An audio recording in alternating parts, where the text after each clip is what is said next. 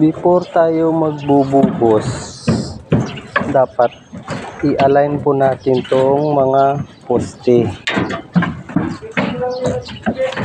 na kapag tayo ng dalawa o tatlo dito para yung mga poste natin sa second floor align na siya, ma-align tulad niya, no? Yan,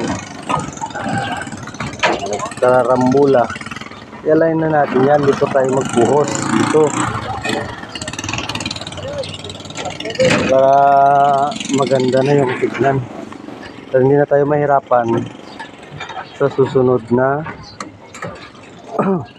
maglagay tayo ng mga stirrup sa poste natin.